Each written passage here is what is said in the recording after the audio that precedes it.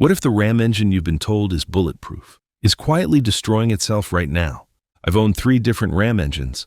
One made it to 287,000 miles. One blew up at 68,000. Same owner, same maintenance. The difference wasn't luck. It was the engine I chose. Stay until the end, for the one engine dealers push the hardest right now. It's brand new. It's already failing. I'd never put it in my driveway. Worst number 1, the 5.7-liter Hemi, 2009 to 2021 with MDS. This one hurts to say. It really does. The 5.7 Hemi is iconic. It's the engine that brought Ram back from the dead in the early 2000s. It sounds incredible, that deep V8 rumble that makes you feel something every time you turn the key. It's got heritage. It's got soul. But it's also got a fatal flaw. It's called the Hemi tick, and if you've spent any time on Ram forums or Facebook groups, you've heard of it. That light tapping noise on startup, that rhythmic clicking that doesn't quite go away when the engine warms up. Most people think it's normal. Dealers tell them it's normal. Ram's official position is that brief startup ticking is within acceptable parameters. It's not normal. It's a warning sign.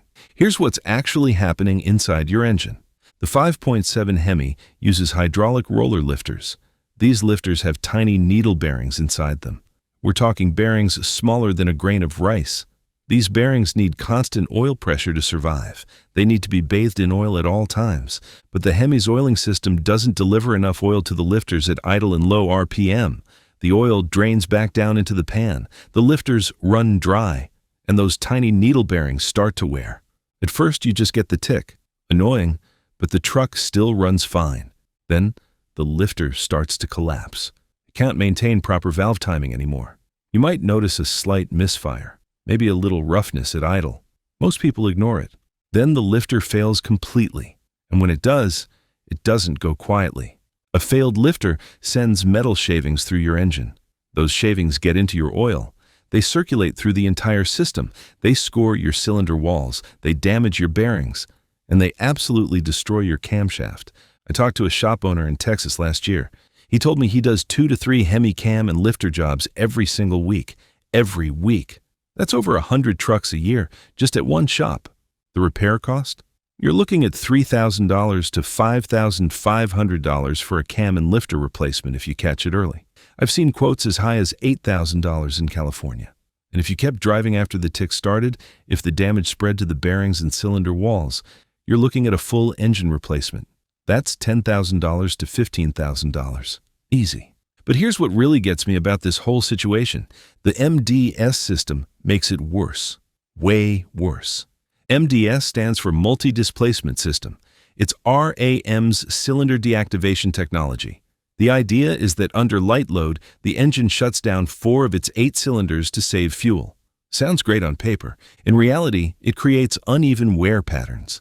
The cylinders that deactivate run cooler than the ones that stay active. You get thermal cycling issues.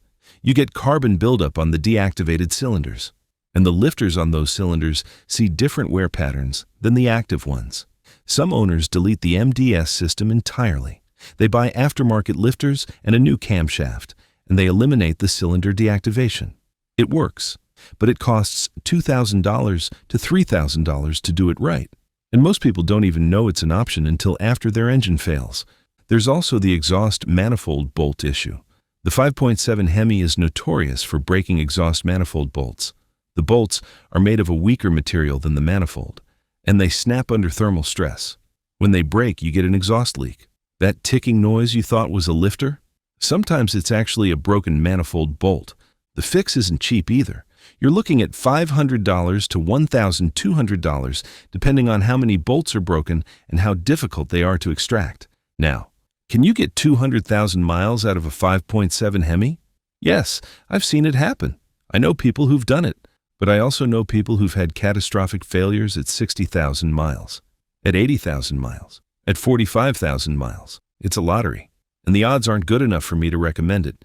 If you're dead set on buying a used Ram with the 5.7 Hemi from 2009 to 2021, here's what you do. Listen for the tick, both cold and warm. Get a compression test and a leak down test. Cut open the oil filter and look for metal shavings. Check the service history for any lifter or cam work, and budget at least $4,000 for the repair, because there's a real chance you'll need it. Worst number 2. The 6.4-liter Hemi, 392. You'd think the bigger engine would be the better engine. More cubic inches, more power, more reliability. That's not how it works.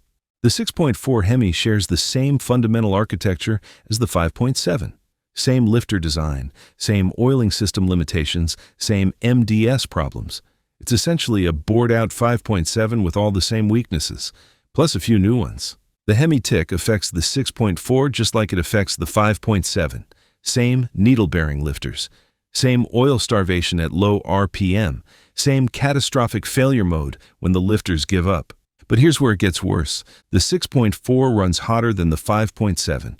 More displacement means more combustion, more heat, more thermal stress on every component. That heat accelerates wear on the lifters, the cam, the valve seals, everything. The 6.4 also has 16 spark plugs instead of 8. Ram uses a dual spark design with 2 plugs per cylinder. In theory, this improves combustion efficiency. In practice, it means twice as many ignition components to maintain and twice as many potential failure points. Spark plug replacement on a 6.4 Hemi isn't a quick job either. Some of those plugs are buried deep in the heads. You're looking at $300 to $500 just for a plug change at a shop. DIY is possible, but it's not fun. And then there's the transmission situation. The 6.4 Hemi in heavy-duty Ram trucks is typically paired with the 6.8 RFE automatic transmission. This transmission has its own reputation, and it's not a good one. The 68 RFE is known for overdrive clutch failures, especially in trucks that tow heavy loads. The clutch packs wear out, you lose overdrive, and suddenly you're looking at a $3,500 to $6,000 transmission rebuild. So you're not just gambling on the engine, you're gambling on the whole drivetrain. I talked to a Ram specialist mechanic a few months ago. He's been working on these trucks for 15 years. I asked him which engine keeps him busiest. He laughed and said, "The 6.4 pays my mortgage. Lifter jobs, cam replacements, exhaust manifold repairs, transmission rebuilds. He sees them all constantly on 6.4 powered trucks. The 6.4 makes great power, 410 horsepower and 429 pound-feet of torque. It sounds absolutely incredible, and if you're buying one for a weekend toy that you'll baby and maintain religiously, you might be fine. But as a daily driver? As a work truck? As something you're depending on for the next 10 years? I'd pass." Worst number 3, the 3.0-liter Hurricane Twin Turbo, 2025 to 2026. And here it is. The engine I promised you at the beginning, the one dealers are pushing harder than anything else on the lot right now. The Hurricane. I need to be careful here, because this engine hasn't been out long enough for us to know its true reliability. It might turn out to be amazing. It might be the best engine Ram has ever made. But right now, in January 2026, I would not buy one. And here's why. On paper, the Hurricane looks incredible. It's a 3.0-liter inline-6 with twin turbochargers. The standard output version makes 420 horsepower and 469 pound-feet of torque. The high output version makes 540 horsepower and 521 pound-feet of torque. That's more power than the 5.7 Hemi, more torque than the 6.4 Hemi, better fuel economy than both. It's the future of Ram trucks, and Stellantis is betting big on it. But the future has some problems. The first issue is the thermostat. Owners are reporting thermostat failures between 10,000 and 30,000 miles. The factory thermostat uses plastic components that can't handle the heat cycling. When it fails, your engine overheats. And here's the real problem. Replacement parts have been back-ordered for months. Owners are waiting weeks with their trucks sitting at dealerships. The repair itself isn't expensive, maybe $450 to $500 at the dealer. But the downtime is brutal, and it's happening on brand-new trucks. The second issue is early electronic gremlins. I've seen forum posts from owners with 2025 Rams throwing check engine lights before their first oil change. Misfires on trucks with less than 1,000 miles. Dealers reset the codes, can't find anything wrong, and send the owners home. Then the light comes back. These might be minor issues. Software glitches. Sensor calibration problems. Stuff that gets sorted out with updates and TSBs. Or they might be early warning signs of deeper problems. But here's my biggest concern with the Hurricane. It's not the thermostat. It's not the check engine lights. It's the complexity. This engine has twin turbochargers with electronic wastegate actuators. It has a high-pressure fuel system running at 5,000 psi. It has an air-to-water intercooler with its own coolant circuit and electric pump. It has variable valve timing on both the intake and exhaust cams. And it has no dipstick. You read that right. There's no dipstick to check your oil. You have to go through the infotainment screen to see your oil level. If that screen fails, if that sensor fails, you have no idea how much oil is in your engine. Every single one of those systems is a potential failure point. Turbo actuators fail, intercooler pumps fail, high-pressure fuel pumps fail. We saw what happened with the CP4 fuel pump in diesel trucks, catastrophic failures that contaminated entire fuel systems and cost owners $8,000 or more to repair. The Hurricane might avoid all of those problems. Stellantis might have engineered the most reliable turbocharged engine ever made, but we don't know yet. We won't know for another 3 to 5 years when these trucks start hitting 100,000 miles and we see what breaks. Right now, buying a Hurricane is being a beta tester. You're paying $60,000 or more to find out if the engineering holds up. I don't do that with my money, and I wouldn't recommend you do it with yours. If you want a Hurricane, wait until 2028 or 2029. Let other people find the problems. Let Ram issue the recalls and the updated parts. Buy one with a known track record. Don't be the guinea pig. Quick thing, if you're getting value from this, hit subscribe. I put out videos every week to help Ram owners avoid expensive repairs and make smarter buying decisions. The 4 best. All right, enough bad news. Let's talk about the engines that actually deliver. The ones I'd recommend to my brother, my dad, my best friend. The ones that'll still be running when everything else is in the junkyard. Best number 1, the 5.9-liter Cummins 12-valve, 1989 to 1998. If you want the most reliable diesel engine ever put in a pickup truck, this is it. No debate, no competition. The 5.9 Cummins 12-valve is mechanical perfection.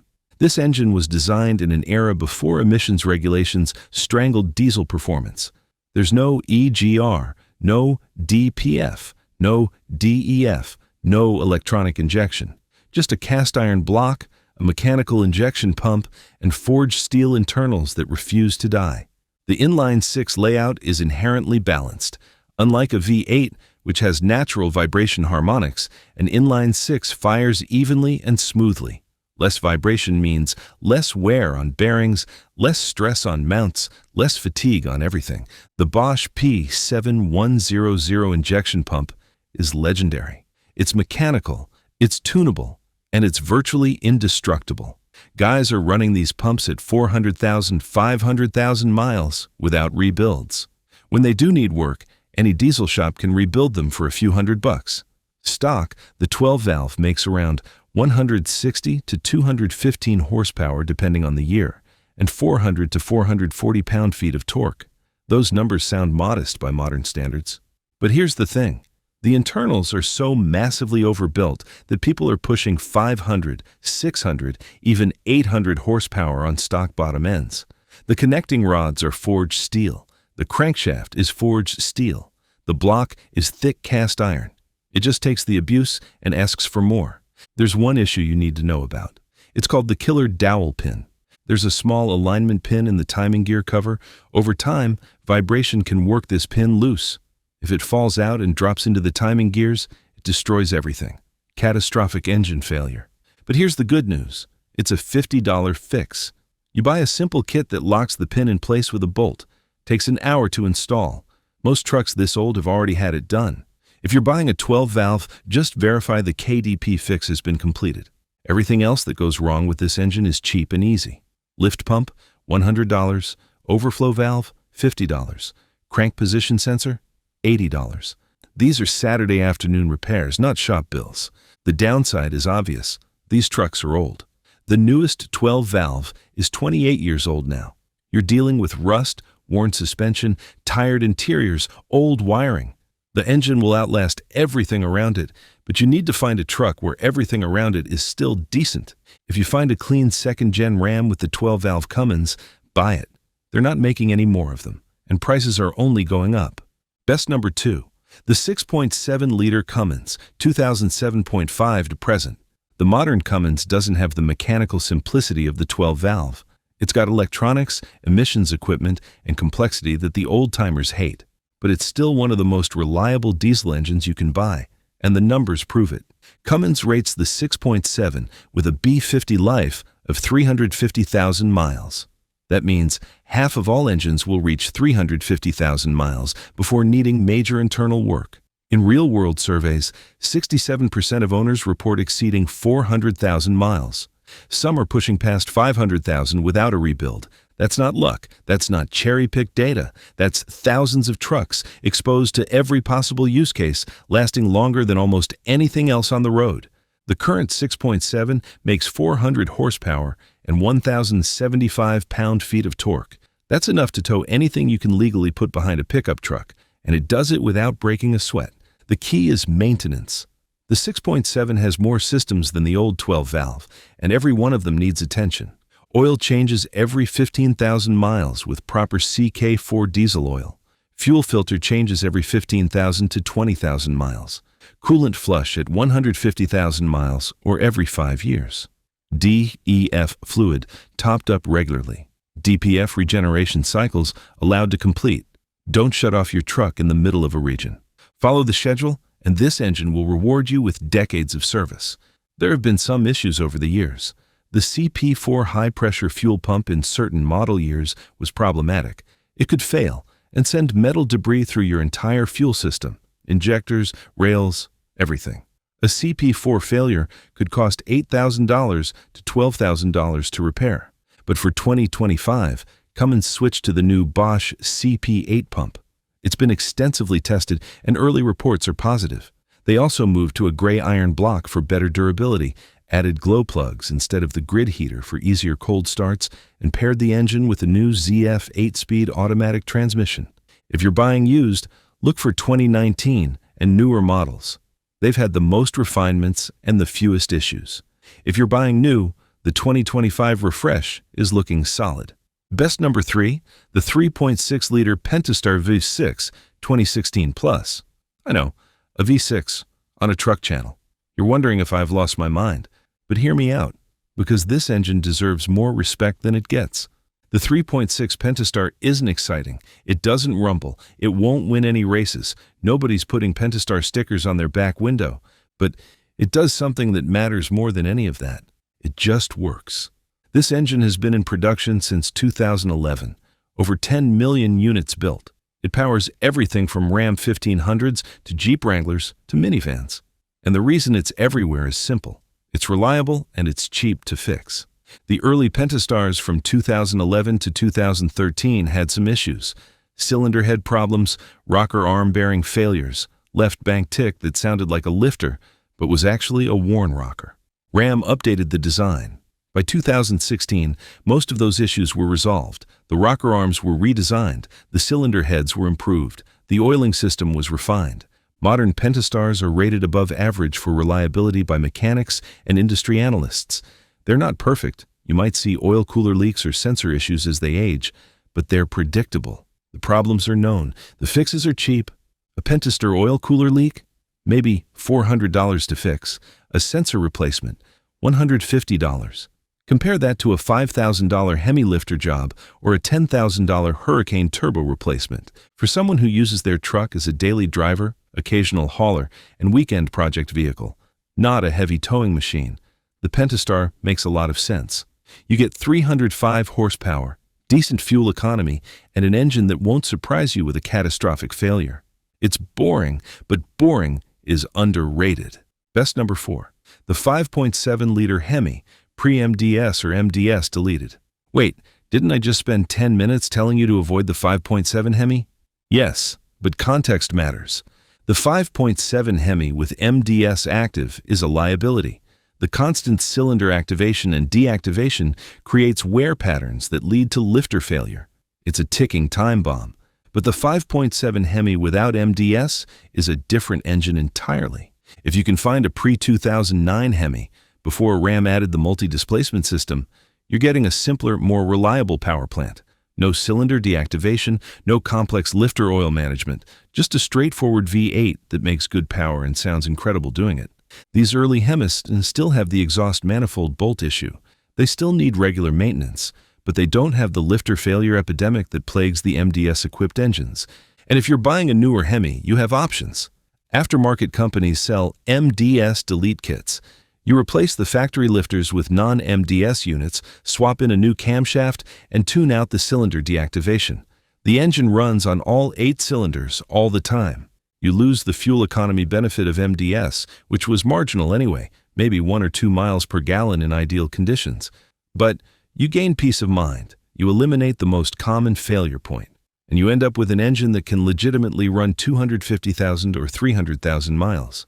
The MDS delete costs $2,000 to $3,500, depending on parts and labor. That's not cheap, but compare it to the cost of a catastrophic lifter failure. $5,000 to $8,000 for the repair, plus the tow bill, plus the rental car, plus the missed work. The delete is insurance, and it's insurance that actually pays off. A properly maintained 5.7 Hemi with MDS deleted is a great engine. It makes 395 horsepower. It sounds like a muscle car. It's got enough torque to handle real truck work, and it'll last. The Hemi isn't the problem. The MDS system is the problem. Remove the problem, and you've got a winner. So there you have it. 3 engines I'd avoid and 4 I'd actually recommend. The 5.7 and 6.4 Hemis with MDS are ticking time bombs. Literally. The Hurricane is too new and too complex to trust right now. But the Cummins diesels, both the legendary 12-valve and the modern 6.7, are workhorses that'll run forever. The Pentastar 5.6 is boring but bulletproof, and a Hemi with MDS deleted can still be a great choice. If this helped you, hit subscribe. I'm putting out new videos every week to help Ram owners make smarter decisions and avoid expensive mistakes. Thanks for watching. See you in the next one.